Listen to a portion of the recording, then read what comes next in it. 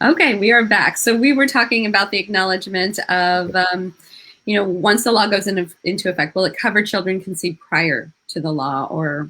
Yes. So this acknowledgement of parentage is now going to be available to intended parents who have a child through assisted reproduction. And you can use it even if you've already had your child. And so anytime the child is under 18, you can get this acknowledgement of parentage if your child has already been born, and so you're not getting it from the hospital. You can get it from the Department of Public Health starting January 1st. And you can sign it, the birth parent and the other parent can sign it, and it will establish parentage. And so you should do that. If you have not done an adoption, you should do that whether you're married or unmarried if you had the child through assisted reproduction and one of the parents is a non-biological parent. Okay. Anything else that we should know about this Connecticut Parentage Act? What kind of additional paperwork, will there be additional paperwork? How will people be educated on this? Yeah, so let me say a couple of things. So one is the law is going to be a lot more clear now about who is a parent just by virtue of the law, meaning even if you don't go sign something, even if you don't do an adoption. And so the law is now clear that if someone has a child through assisted reproduction, the individual who consented to that assisted reproduction is treated as a parent with the intent to be a parent of the child, is treated as a parent of the child. So even if you don't do the acknowledgement, you would still have the law that treats you as a parent. You should do the acknowledgement because it secures your parentage. Same thing for married same-sex couples.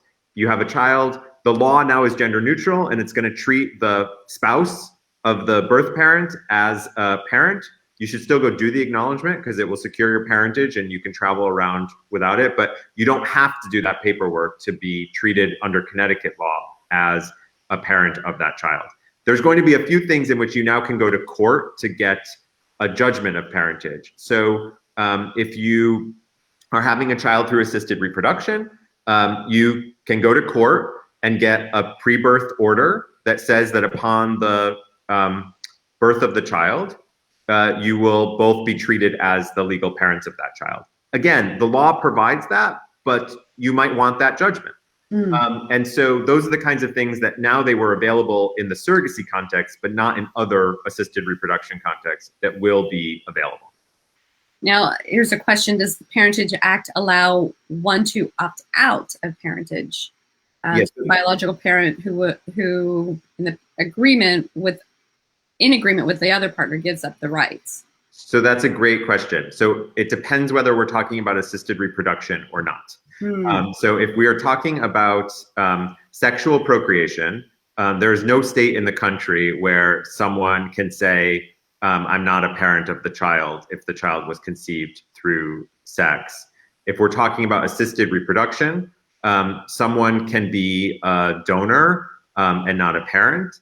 And including if someone maybe was in a relationship in which they initially contributed gametes with the intent to be a parent, but then the relationship dissolves and they allow the other person to have a child in which the gamete donor now is simply a donor and not a parent. So in the assisted reproduction context, yes. In the non-assisted reproduction context, no. Okay. Kristen asks, will the documents for parentage hold as much weight if we leave the state? This is why we did the second parent adoption with our child. So yes, that's exactly why you did the second parent adoption. And this is what the acknowledgement of parentage will provide. And so under federal law, other states have to give what we call full faith and credit to acknowledgements. And so if you have an acknowledgement of parentage, other states must respect it as equivalent to a judgment of parentage. And so the hope is that the acknowledgement of parentage will replace the need to do a second parent adoption because it gives you the security when you travel around the country. Okay. And, going back to the opt-out of parentage, what if, there's an issue with couples with frozen embryos, then they divorce, the woman wants to use the embryo, but the husband does not. Yes. So if if they can reach an agreement, and they should always have an agreement beforehand, then they can reach an agreement that the law would respect. But if there are embryos that were created with their intention to be parents and not gamete donors, and one of them does not want to use the embryo, then that's a question the Parentage Act does not address, and one that the state Connecticut Supreme Court has started to address, and state law will evolve on this. But the Parentage Act does not address what we call embryo disposition. Okay. And in regards to same-sex female couples, who needs to adopt? The woman who is the genetic mother who did not carry the pregnancy, or the non-genetic mother who carried the pregnancy? So we wouldn't need adoption at this point, right? Yeah, so this is, so for couples who do co-IVF, in which one woman is the gestational mother and one is the genetic mother, if they are unmarried right now in Connecticut, the Department of Public Health was treating that as a surrogacy, even though it is definitely not a surrogacy, and would not allow both women to be on the birth certificate in the absence of adoption or a judgment. Now, that's not an issue, because they are both treated under law as parents because they're intended parents, and they can then both sign the acknowledgement of parentage. So the birth mother would be the birth parent on the acknowledgement, and the genetic mother, the non-birth mother, would be the other parent. They would sign the acknowledgement together, and that would establish their parentage.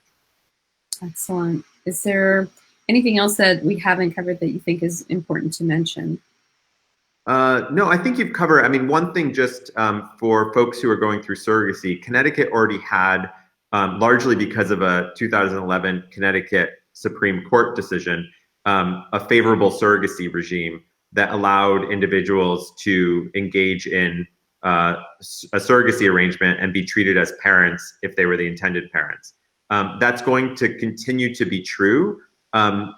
But there's now more regulation with respect to surrogacy, and the orders, the judgments with respect to surrogacy will no longer be through the superior court, they will be through the probate court. Okay. And the probate court is just a more accessible court. These are not contested matters. This is people all going in saying, we know who the parents are, we just want an order that says that. Got it. And what's the role of the Fertility Center helping their patients with paperwork associated with this act? Yeah, so it would be great for us to be able to work with fertility centers so that they know exactly what their patients should be doing. And I've been working with GLAAD, the LGBTQ legal organization in Boston, to start to do some guidance, which we'll make available to fertility centers. And I think the most important guidance will be information about the acknowledgements of parentage and how to do that. Okay. Okay, excellent. And people, importantly, right now, you can only sign an acknowledgement. You can only do the acknowledgement after the birth of the child. Under this law, you can prepare before the birth of the child. You would execute it after, but you can prepare it before so that you have no worries once you're in the hospital that you've done the paperwork that's necessary. And so the fertility centers can help with that, obviously. Excellent. Excellent. Your work here. I mean, you've done amazing work. I know you put a lot of time and effort. So thank you. I know that it's certainly much appreciated by a number of families and in Connecticut. I know you're doing work outside of Connecticut as well. So thank you for joining us. And thank you. Thank you for your commitment to this. Great. Thank you so much for having me. You're welcome.